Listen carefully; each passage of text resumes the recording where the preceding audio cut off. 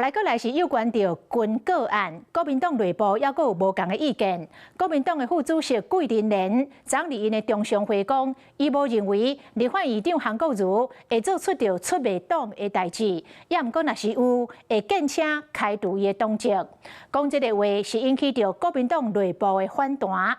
来看这个报道，建请开除。 国瑜兄的党籍，军购议题讲到一半，话题煞渐渐走精，甚至讲出开除韩国瑜。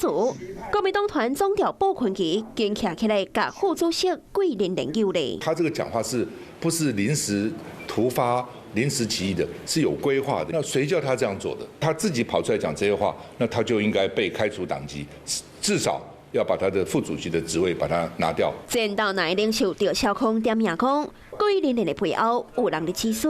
话讲党中央开除韩国瑜进程，应该先甲桂林莲开除。是要出来，看是要收回他昨天讲的话，还是郑重的跟韩院长道歉？党中央有一些资讯可能会有一些落差，但是我们都是韩国瑜院长最忠诚的粉丝。老秀和的主地兵拢跳出来赞声。 是讲桂林莲是第二本亲身找来副主席，如今却因为军购的版本闹出风波。张中道那亚党团大会虽然加激动员，也毋过无专员照告，大概40个那亚的立委参加讨论超过点半钟，其中871个版本，拢送19个人表态支持。 包括国民党发言人吴虎庭、天路派台中3位立委郭志温、张家军等，要选2026个拢伫咧内底。吴虎庭另外阁提出7700亿个版本，苏清泉也认同。